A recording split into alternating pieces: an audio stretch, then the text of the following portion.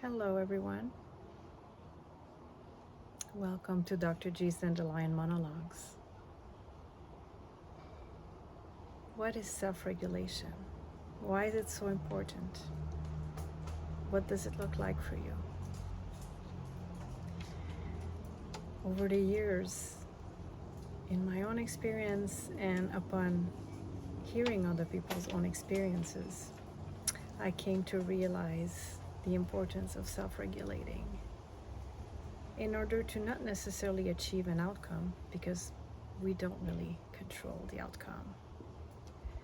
In fact, we don't control a lot in life, but mostly to approach life with equanimity, meaning making sure that we're solid and resilient enough to face whatever challenges are on our path.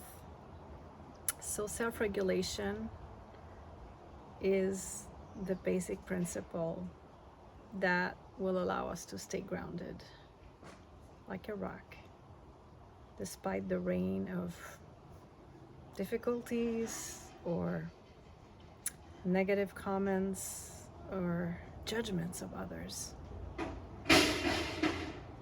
This will allow you to stay in the moment and responsive in a way that's constructive and appropriate and supportive of your growth.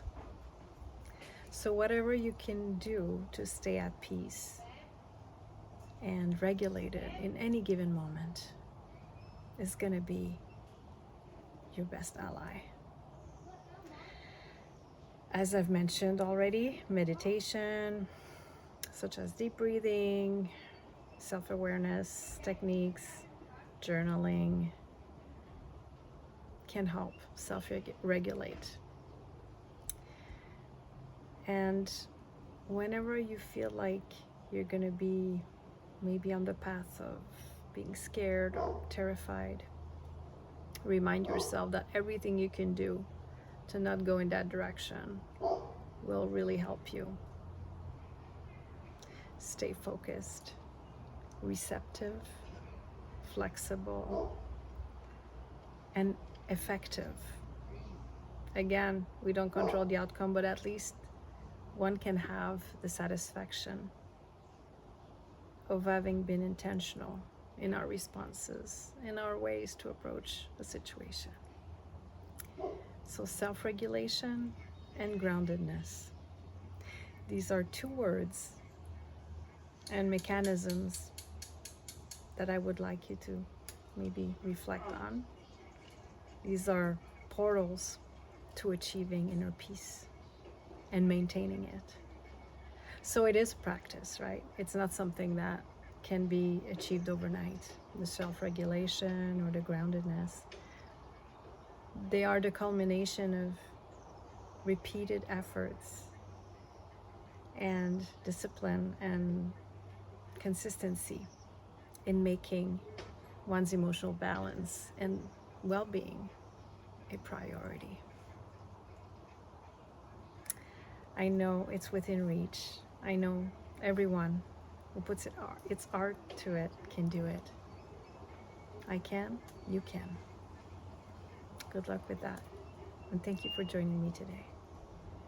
And if you want more tips or food for thought or reflections around mindful living, I invite you to visit my column called the Mindful Life column at the Sierra Sacramento Valley Medical Society magazine. And also the podcast I co-host with my friend Christopher Arthurson, and in which we invite guests from all over the world with a diversity of backgrounds and wonderful insights. Thank you for joining me. Be well and namaste.